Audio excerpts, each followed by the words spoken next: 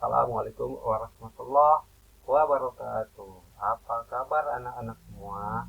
Semoga semuanya sehat selalu ya. Pada kali ini eh, bersama dengan Pak Sofyan, kalian akan belajar bersama matematika kelas 8 semester ganjil dengan materi pembahasan adalah koordinat kartesius dengan submateri posisi titik terhadap sumbu X dan sumbu Y.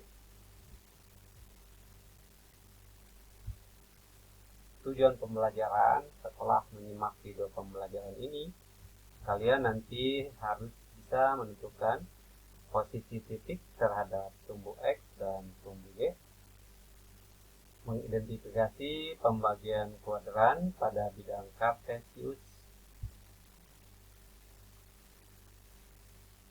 Yang dimaksud dengan koordinat kartesius itu apa? Nah, istilah kartesius digunakan untuk mengenang ahli matematika sekaligus filsuf asal negara Prancis yaitu Descartes yang berperan besar menggabungkan aljabar dengan geometri. Koordinat kartesius digunakan untuk menentukan objek-objek titik pada suatu bidang dengan menggunakan dua bilangan yang disebut dengan koordinat X dan koordinat Y dari titik-titik tersebut.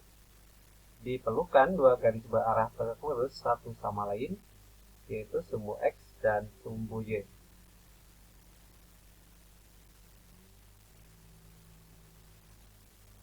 Ini merupakan gambar dari koordinat kartesius. Jadi koordinat kartesius itu ada pada bidang kartesius ya.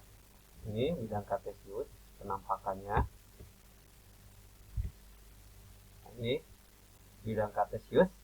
Nah, di sini terdapat dua garis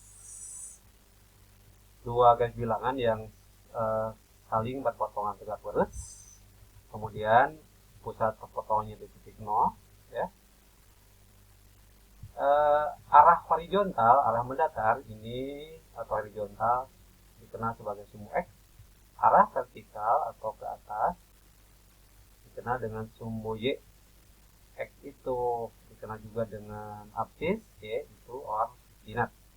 Kemudian yang dimaksud dengan koordinat kartesius adalah titik-titik yang merupakan hubungan antara sumbu X dengan komponen dari sumbu X dan komponen dari sumbu Y. Nah, dapatlah titik-titik. Nah, titik-titik ini yang disebut dengan koordinat kartesius. Nah, sekarang yang akan kita amati adalah bidang titik-titik pada bidang kartesius memiliki jarak terhadap sumbu X dan sumbu Y. Nah, bagaimana menentukan jarak terhadap sumbu X dan sumbu Y? Sekarang kita analisis. Ya, di sini ada titik A. Titik A ini jarak dari sumbu Y dan sumbu X bagaimana? Nah, kita hitung saja ya. Kita lihat ini titik A. Kemudian jarak pada sumbu Y ke sini berarti ini sumbu Y. Kita hitung 1, 2, 3 satuan dari sumbu Y. Kemudian jarak pada sumbu X ke sini ya, ini kan sumbu X. Kita hitung 1, 2, 3, 4, 5, 6. Jadi 6 satuan dari sumbu X. Dan untuk titik yang lain juga sama seperti itu caranya. Misalkan yang terakhir titik H. Titik H jarak dari sumbu Y dan sumbu X itu berapa gitu ya. Kita lihat titik H, ini titik H. Sekarang jarak pada sumbu Y 1, 2, 3, 4, 5, 6. 6 satuan dari sumbu Y. Dan jarak pada sumbu X berapa satuan? 1, 2, 3, 4, 5. 5 satuan dari sumbu X. Kemudian perlu diingat ya, untuk koordinat kartesius itu simbolnya adalah dalam kurung, kemudian ada X, Y kurung tutup. Nah, seperti ini. Ini adalah komponen X dan Y yang saling berpotongan. X-nya adalah absis, Y-nya adalah ordinat. Nah, sekarang kita latihan lagi di sini ya. Kita amati lagi di sini. Di sini titik-titiknya koordinatnya sudah ditentukan. Misalkan A itu 2,6, B 5,5 sampai H 3, -6. yang jadi pertanyaan di sini adalah jarak pada sumbu X dan jarak pada sumbu Y dalam bentuk tabel ya. A 2,6. Jarak pada sumbu X ini seperti tadi aja. Lihat. Jarak pada sumbu X 1, 2, 3, 4, 5, 6. 6 satuan. Jarak pada sumbu Y berapa? Nah, di sini 1, 2, 2 satuan. Kemudian kita coba lagi yang B ya, yang B. Kita lihat B. Pada sumbu X berapa satuan? 1, 2, 3, 4, 5. Pada sumbu Y 1, 2, 3, 4, 5. Sama ternyata 5 satuan, 5 satuan. Begitu seterusnya sampai pada titik A. Dan ada yang lebih cepat lagi cara menentukan jarak pada sumbu X dan Y tanpa melihat gambar, yaitu ini. Jika misalkan ditanyakan jarak terhadap sumbu X, ambil nilai Y positif. Kemudian kalau yang ditanyakan jarak titik terhadap sumbu Y, ambil nilai X yang positif. Contoh di sini, tentukan jarak sumbu X dan sumbu Y pada koordinat titik A 2,6, berarti jarak sumbu X ambil nilai positif. Mana jarak pada sumbu X adalah, nah di sini 6 satuan. Jarak pada sumbu Y ambil nilai X positif yaitu 2 satuan. Coba lihat, kita bandingkan, ternyata sama ya. Nah, ini kalau misalkan jika ada di soal ditanyakan tanpa dimunculkan gambar, kita gunakan cara cepat seperti ini.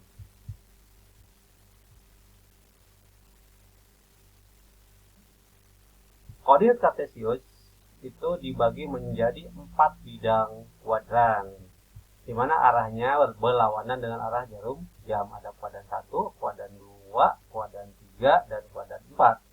Di sini untuk kuadran 1, koordinat X positif, koordinat Y positif.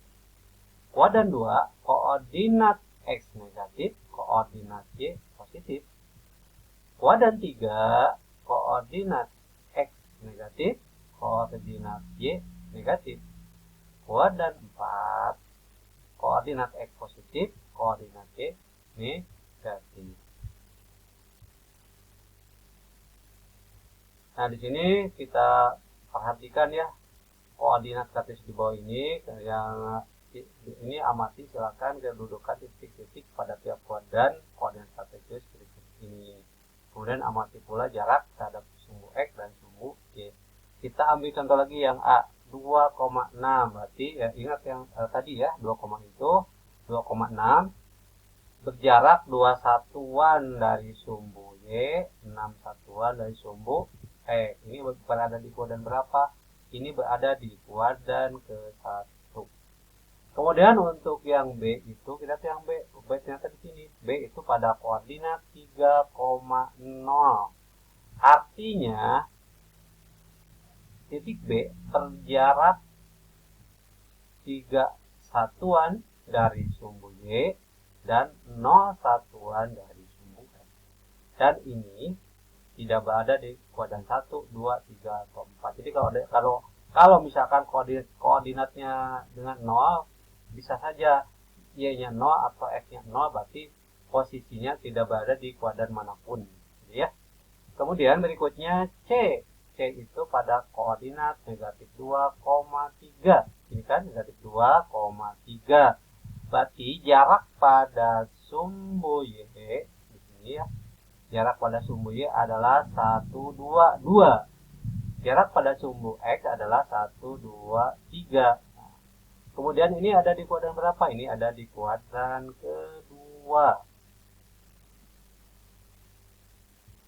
Begitu seterusnya sampai ke koordinat D ya, yang 0,4. Saling sama.